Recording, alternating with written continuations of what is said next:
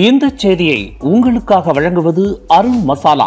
1983 ஆண்டிலிருந்து தரத்துடன் தன்மை மாறாத அறுசுவை சமையலுக்கான அருண் மசாலா.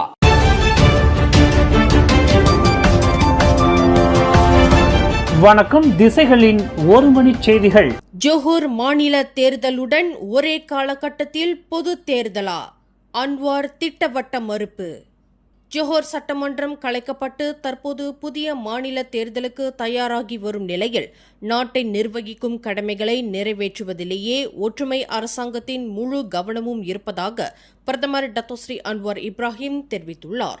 இன்று நடைபெற்று வரும் எரிசக்தி மாற்ற மாநாடு 2026 நிகழ்ச்சியின் மத்தியில் செய்தியாளர்களை சந்தித்த அன்வார் 16வது பொது தேர்தலானது ஜோஹர் மாநில தேர்தலுடன் ஒரே காலகட்டத்தில் நடத்தப்படும் வகையில் நாடாளுமன்றம் கலைக்கப்படலாம் என்ற ஊகங்களை முற்றிலும் நிராகரித்தார். ஜோஹர் மாநில சட்டமன்றம் கலைக்கப்பட்டது அம்மாநில அரசாங்கத்தின் முடிவு என்றும் தாங்கள் நாட்டின் நிர்வாகத்தில் மட்டுமே கவனம் செலுத்துவதாகவும் அன்வார் குறிப்பிட்டுள்ளார்.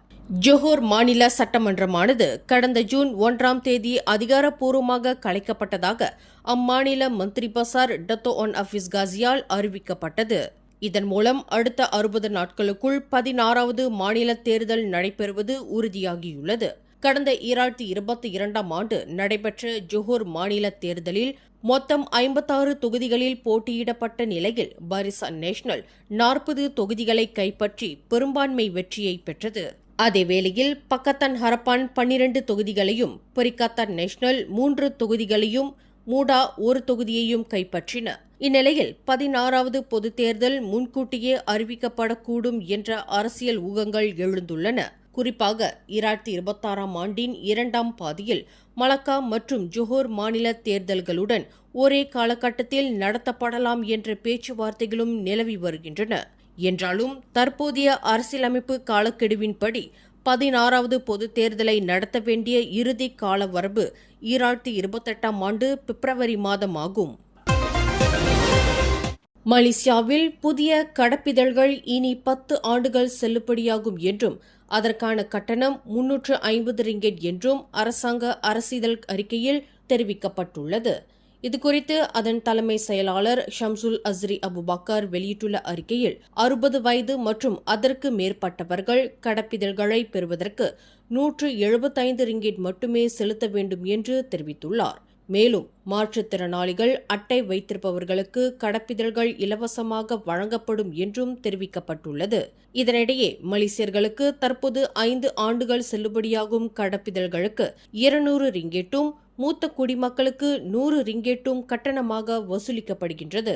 மேலும் சேதமடைந்த அல்லது தொலைந்து போன கடப்பிதழ்களை மாற்றி புதிய கடப்பிதழ்கள் பெறுவதற்கான கட்டணங்களும் தற்போது உயர்த்தப்பட்டுள்ளன.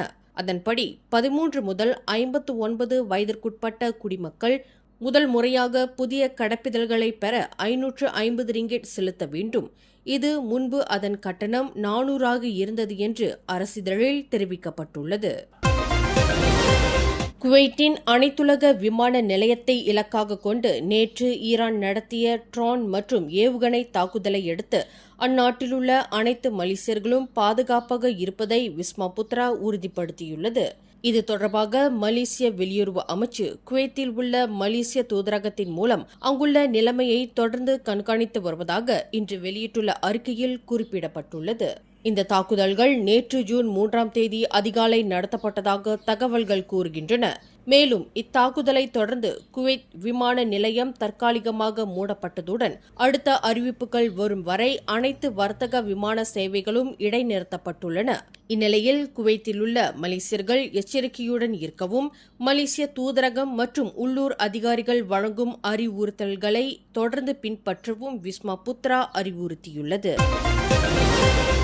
குனோங் பத்துபூத்தை மலையில் மாயமான ஜஸ்லிண்டா சலுடினை கண்டறியும் மீட்பு நடவடிக்கைகள் அதிகாரப்பூர்வமாக நிறுத்தப்பட்டாலும் கூட தங்களால் முடிந்தவரை தேடுதல் நடவடிக்கைகளை தொடர்ந்து மேற்கொள்ளப் போவதாக ஒராங் அஸ்லி தன்னார்வலர்கள் உறுதியெடுத்துள்ளனர்.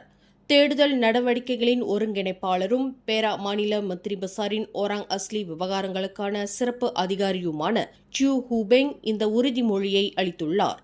அதன்படி 22 செமாய் தன்னார்வலர்களை கொண்ட குழு கடந்த மே 24ஆம் தேதி காணாமல் போன ஜஸ்லிண்டாவை கண்டுபிடிக்கக்கூடிய அதிக வாய்ப்புகள் உள்ள பகுதிகளில் ஆராய்ந்து வருகின்றனர்.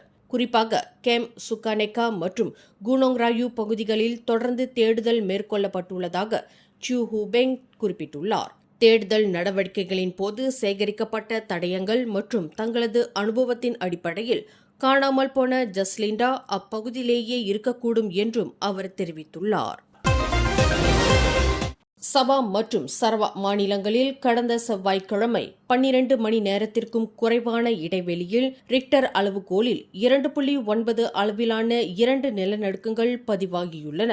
இதன் அதிர்வுகள் இரு மாநிலங்களிலும் பல பகுதிகளில் உணரப்பட்டதாக மலேசிய வானிலை ஆய்வு மையமான மெட் மலேசியா அறிவித்துள்ளது. முதல் நிலநடுக்கமானது காலை 10:36 மணியளவில் சபாவின் ரானாவ் பகுதியில் 10 கிலோமீட்டர் ஆழத்தில் ஏற்பட்டது என்றும் இதன் அதிர்வுகள் குண்டாசாங், ரானாவ் நகரம் மற்றும் கொத்தபலுட் பகுதிகளில் உணரப்பட்டதாகவும் மெட் மலேசியா குறிப்பிட்டுள்ளது. அதே நாளில் இரவு 10:33 மணியளவில் சரவாக்கின் மம்போங் பகுதியில் இரண்டாவது நிலநடுக்கம் 10 கிலோமீட்டர் ஆழத்தில் பதிவானதாகவும் இதன் அதிர்வுகள் சமரஹான் மற்றும் செரியான் பகுதிகளில் உணரப்பட்டதாகவும் தெரிவிக்கப்பட்டுள்ளது. மாரா கல்விக் கடன் 8,57,000 ரிங்கிட் தொகையை திருப்பி செலுத்த வேண்டும் என்ற செஷன்ஸ் நீதிமன்ற உத்தரவுக்கு எதிராக பெண் ஒருவரும் அவருக்கு உத்தரவாதம் அளித்த 3 பேரும் தாக்கல் செய்த மேல்முறையீட்டை சுங்காய் பட்டாணி உயர்நீதிமன்றம் தள்ளுபடி செய்துள்ளது.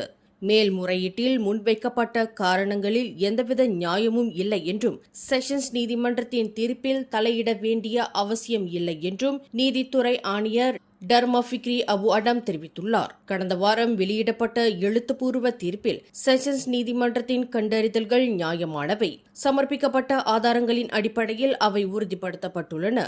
மேலும் தீர்ப்பில் வெளிப்படையான தவறுகள் எதுவும் காணப்படவில்லை என்று அவர் குறிப்பிட்டுள்ளார். இதனையடுத்து மேல்முறையீடு செய்த பின்னும் அவருக்கு உத்தரவாதம் வழங்கியவர்களும் 10,000 ரிங்கேட் நீதிமன்ற செலவு தொகையையும் செலுத்துமாறு நீதிமன்றம் உத்தரவிட்டுள்ளது. கடந்த 5 ஆண்டுகளாக ஸ்லாங்கூரில் வன்முறை குற்றங்கள் மற்றும் போதைப்பொருள் தொடர்பான நடவடிக்கைகளில் ஈடுபட்டு வந்ததாக கூறப்படும் கேங் டிஆர் கும்பலைச் சேர்ந்த சந்தேக நபர் ஒருவரை போலீசார் நேற்று கைது செய்துள்ளனர். கைது செய்யப்பட்ட நபருக்கு கொலை, ஆயுத கொள்ளை மற்றும் ஆயுதங்களை பயன்படுத்தி காயம் ஏற்படுத்துதல் உள்ளிட்ட பல்வேறு கடுமையான குற்ற செயல்களில் தொடர்புடைய குற்றப்பதிவுகள் உள்ளதாக புக்கேடமான் குற்ற புலனாய்வுத்துறை இயக்குநர் டத்தோ எம் குமார் தெரிவித்துள்ளார். 46 வயதான அந்த நபரை கைது செய்யும் நடவடிக்கையானது இந்தியா மற்றும் தாய்லாந்து அதிகாரிகளின் ஒத்துழைப்புடன் முன்னெடுக்கப்பட்டதாக அவர் குறிப்பிட்டுள்ளார். அவர் இந்தியாவின் சென்னை நகரிலிருந்து தாய்லாந்தின் பேங்காக் நகருக்கு சென்ற விமானத்தில் பயணித்துக் கொண்டிருந்த போது கைது செய்யப்பட்டதாகவும் டத்தோ எம் குமார் தெரிவித்துள்ளார். குற்றவியல் சட்டம் பிரிவு 130V ஒன்றின் கீழ் ஷாலாம் செஷன்ஸ் நீதிமன்றத்தில் இன்று அந்நபர் மீது குற்றம் சாட்டப்பட உள்ளது. இந்த செய்தியை உங்களுக்காக வழங்கியது அருண் மசாலா.